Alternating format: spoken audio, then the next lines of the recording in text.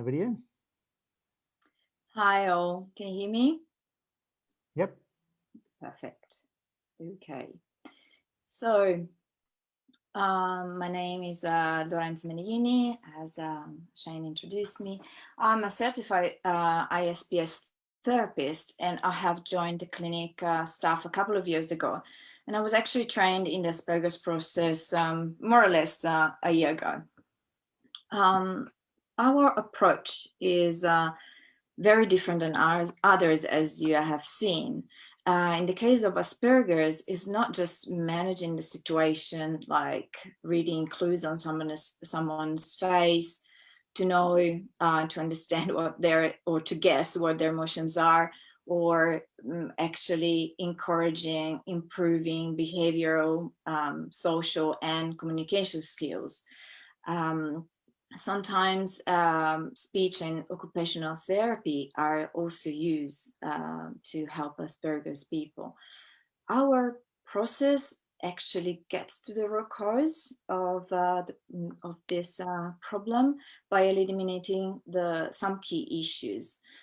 Feeling socially isolated, not socially connected, and what we call the glass wall feeling.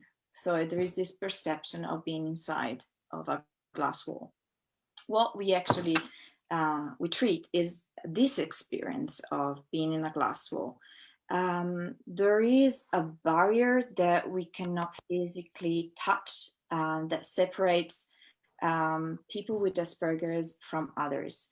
There are several ways that this can be experienced.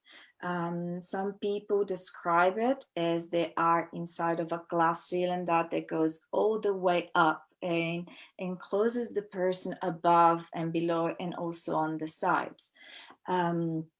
Some describe it as being inside of a bubble, and these people just retract to this bubble when they feel they are in a difficult emotional situation, when surrounded, especially surrounded by people, by others. There are also another type of people, and they experience a totally different feeling. They actually say that they feel hypersensitive and almost not at all separated. But this mechanism here is totally unconscious, and it is a compensation to what they have. So in order to connect to others, these people reach them by moving their COA, which is what we say, it's the center of awareness, is where we are, it's where we feel we are inside. And they move this COA outside of their body. And they kind of touch others so they can feel their emotions. But this way is actually dysfunctional, and these people are not protected by their bodies, and they are so exposed that they feel way too sensitive. A person doesn't need to be diagnosed with Asperger's to benefit from this treatment. This person may have subclinical symptoms, and they cannot be detected by professionals. They cannot be diagnosed by professionals. And this could be also, yes, this could be also done because, or created because the person can be affected on only one side, because we have the problem from the mother side and also the father side. And the fact is that people are suffering from this. They do feel that they have something that is wrong about them, that and it's in everyday life, they do feel that there is something not okay with them. In our model, Asperger's is very, very different than autism. As you've heard from many of our talks, we see the difference in from what the medical system sees. So we know that Asperger's is actually classified under the autism spectrum in many countries, but autism is a cognitive impairment, while many people with Asperger's are highly functioning. So the treatment that we have only addresses the social part of the syndrome, and you can find the list on our treatment page on the Institute website. And the criteria are classified under the qualitative impairment in social interaction, and they are like marked impairments in the use of multiple nonverbal behaviors, such as eye-to-eye contact, the facial expression, the body posture, and the gesture. I remember one of my clients, when he first got in contact with me, he couldn't look into my eyes for more than a few seconds. He would stare from somewhere else, and he would not make eye contact. At the end of the treatment, he didn't even took his eyes or his glaze off me. So it was a very beautiful experience. So other problems are the failure to develop relationships appropriate to the age. And also some people with Asperger's have this not spontaneous sharing of enjoyment or interest. For example, it's hard for them to point. They see something beautiful and then they just don't share it. They don't know how to do it. So I'm going to explain very briefly how the process works. So our process consists of regressing to a developmental event happening before birth. And as I said before, we do both the female side and the male side, so egg and sperm, and they are treated separately. So the therapist guides the client to one of these sides, then helps the person healing the different types of trauma that arise from listening to a specific Gaia music and repeating the Gaia command for this event. We use our techniques to get to a full healing of this event, and then we repeat to the other side. It takes a few sessions. It depends on the client, of course, and it also depends if the client has it on only one side or also both sides. Regarding the results, I'm going to list only some of them. When people get this treatment, the clients might be able to experience the sky above them, something that they could never do before the treatment. The perception of the world changes. They can sort of touch it. The world feels so much more real than before. They are at ease with the presence of others. They can enjoy the company of others. With another patient of mine, I could feel like at the beginning, I couldn't even feel that he was real, while at the end of the treatment, I could actually feel he was there, and I could feel his presence in the room. So there is the glass wall feeling is actually really difficult to have in somebody's life, for both sides, not only for the person who has the Asperger, but also for the people who are around them. So there also might be some adjustment issues that can arise after the treatment, but they can be easily treated with 1 or 2 sessions after we complete the process. In the case of the client I'm going to interview, at the end of this, I will show you her first reaction after the treatment, because it was just wonderful, and I wanted to show you how she looked like. So now I'm going to introduce Ride. She was my training client, so she was my first client. She was my guinea pig. I met her through a good friend of mine and a colleague, Nikolai Hassing, from Denmark. Rita is also from Denmark.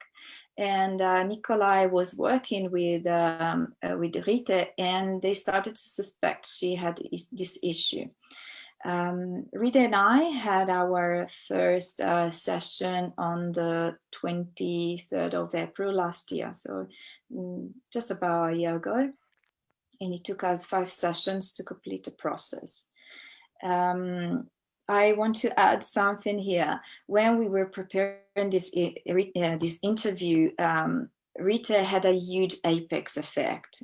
The apex effect is when you just heal something and you just forget about it, and you just forget how bad it was when you had the issue. And for her, it was just like that. She just, at the beginning, she couldn't recall what was like for her to have the issue. But then we went through the questions, and also she watched the first session we did together with the interview, for me to get the markers, and she started to see how different she was and how different her life is right now. So is Rita here? Yes, I am. Hi, Rita. Hi. Nice to see you again. Yes. So, first question. When did you realize you were different from others? And in what way did you recognize this? As I recall it, I think it was back when I'm 61 years today, so we are going far back in the kindergarten, where I often played alone, and I was probably not good making contacts to others. Mm. Okay. So did it handicap you in social interactions at school, growing up as a child? You touched on it, but can you just expand? It was horrible. I did not like being on school camp or holiday camp, and so I always needed to retire because I was exhausted, or I got exhausted from being with others.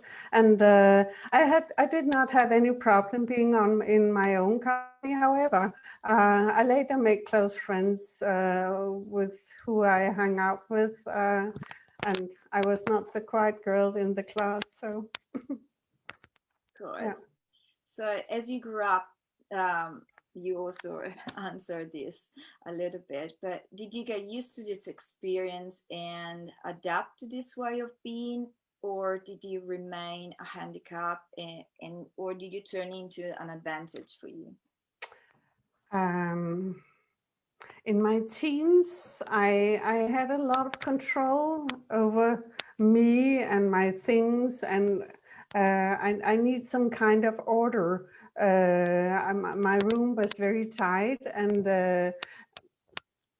if I compared myself with others, my friends, school friends, and so forth, I was different. And I could see and I could feel that I was different, but no one did ever mentioning it. But I also thought that I felt I was more mature than my friends with whom I hang out with others who were quite older than myself. Yes, I knew there was something wrong, but I didn't knew what it was at that time. Hmm? Okay, so you actually kind of turn it into an advantage also feeling more mature. Okay. So next, did you enjoy team sports as a child? Were you clumsy, and did you have excuse me, and did you have any issues with team sports, such as perceiving the people around you? I don't think so. Actually, from the age of 6, I started taking ballet lessons and dance lessons, and later on it became handball, jazz ballet, acrobats, and in my adult years, I did the kite surfing, swimming, running, fitness, whatsoever, and I was not clumsy at all. Rather the opposite. Yes. Okay. We asked this question as we noticed that some people who have Asperger's have difficulties when playing team sports, as they cannot perceive the space around them and distance between them and the others or the ball, if involved in the team sport. And people with Asperger's could also find it very, very difficult to move in crowded places or markets, as their perception is altered. In the case of Rite, she actually didn't have that a lot, but as you can see, also in the later stage of her life, she really liked being by herself and doing sports alone. Okay. So, did you receive a diagnosis of Asperger's syndrome? And if so, did I help you? No, never. No. Okay. And did you ever lose hope? No, I didn't. When I was in my 30s, I started asking questions about life and its content, and I started looking for a solution that would help me getting better in some way. And because I had the feeling that something was wrong with me, I was just not aware of what it was that was wrong. So I started from studying EFT, energy healing, and I just keep moving. Yeah, I knew that there must be something I could do about it, and I was urgent to find out how I could heal this issue with me. Okay. When you were told about our definitions of Asperger's, this glass, the feeling of the glass wall, how did you respond to that? And did it resonate with your perception? From the last seminar, composition, what you call it, I saw Getang's explanation of his experience of having Asperger. And when he was talking, I could feel my body react as I just thought, it is me he describes. I was out of myself. I didn't know what to do because it was surreal. Anyway, I became so grateful knowing that there was a solution for me. So I just have to cling to it and have it done. Yeah. So I thank you so much, Gaetan, for the talk, because that led Rita to me and to the process for her that changed her life so nicely. Next, why did you want to undertake this process and not settle with your previous experience? I wasn't feeling well, and I constantly knew that something was wrong with me. I wasn't living my life optimally, and I really wanted to live my life fully. And when today, when I think back of it, I can recall everything very easily. It was actually like I was living in some kind of a cave. I was not in your world, but with my antenna, my intuition, my senses, whatever, I was sensing what was going on in your world and how I was connected to it, but I was never connected to it. And the huge difference that appears was when I went up, it's a part of the process. When I went up, my life changed, and I can feel I got goosebumps all over my body. It was so differently. It was so differently. Yeah. Great. So what results did you get from our work together, and what happened when the glass cylinder experience disappeared, and how has it changed your life experience? By the time we were talking about entering this interview, I actually forgot a lot. I had this APIC syndrome, but I later on recall that I got the last when I got the last treatments of Asperger's. I clearly remember that I felt bigger. It was like a part of the room where it was like I was a part of the room where I inhaled the oxygen instead of being separated from the room where I was in. I knew it sounds weird, but it is how it is. I was in one with life. I was united with life and not next to it. And this is very important. Before I got healed, I healed the Asperger's. I was separated from life. When I had the Asperger gone, I was connected to life. That's what we are talking about. And thank you, Lorenza, for your guidance and support. It was amazing. I really admire your patience. Thank you. Thank you to you for your trust. So what did you like most about this work?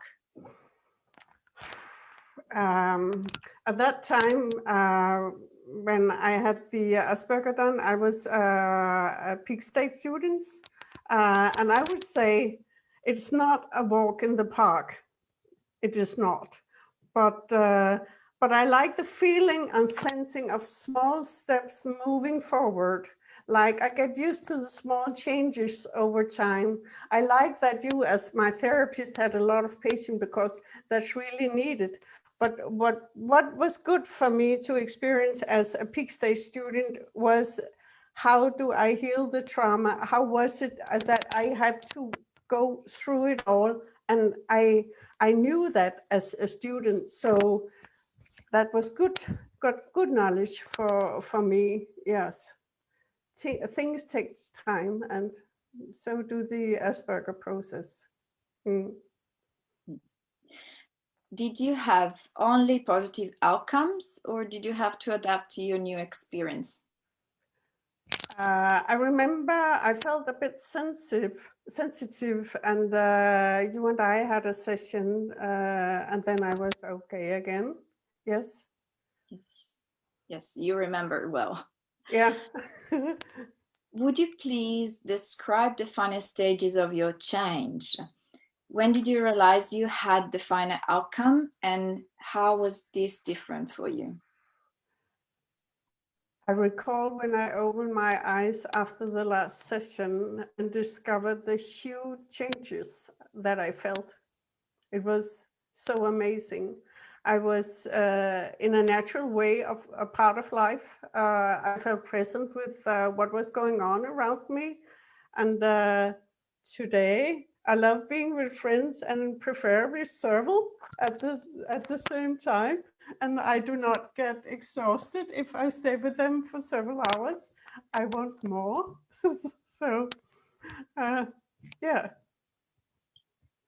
Well, thank you so much, Rita, for your for sharing your experience with us. Thank you so much. So I'm gonna show you a very quick video.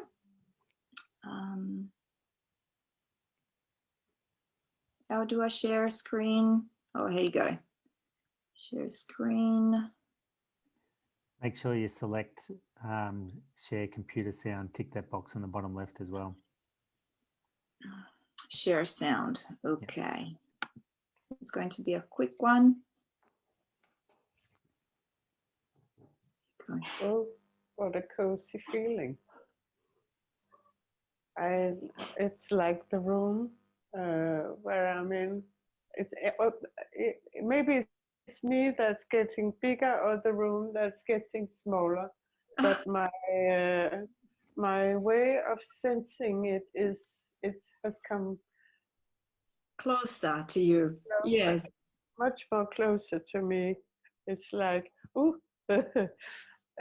really, really different. But I think, Lorenza, the biggest feeling is that I can sense my whole body with the size that it has.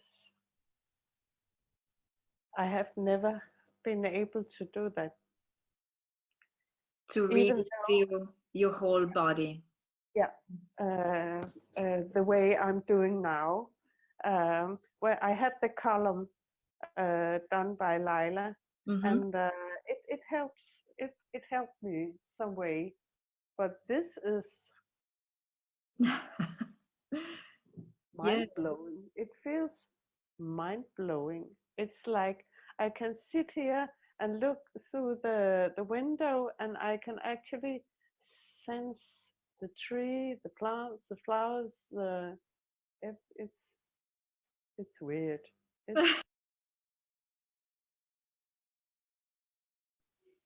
Here we go.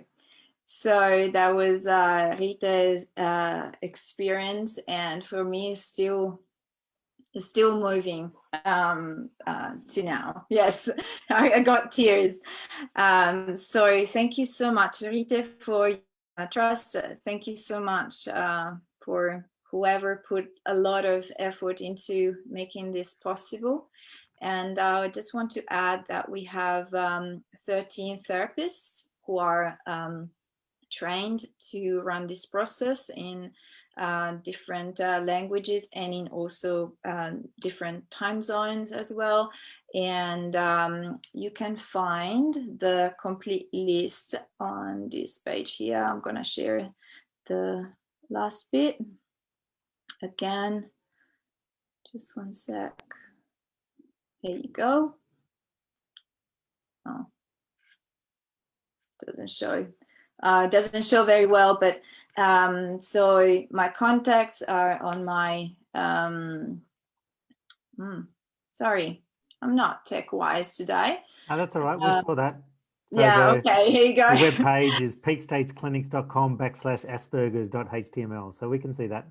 Exactly. That's where you find all the information about this process and all our awesome and friendly therapists who can help you with this. I don't know if I have time for questions. I don't know if we have questions. There probably isn't time for questions. There's one there about what do we do when the process is resolved and they were taking drugs. So I'll get one of our medical people to answer that question. Probably either Mary or Kirsten, the right person to respond to that one, because there is things to think about there around coming off drugs. Obviously, you need to talk to your medical practitioner.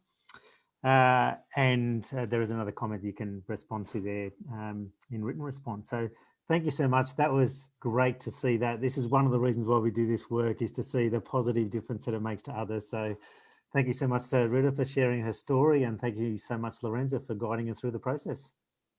Thank you. Thank you all. Okay, so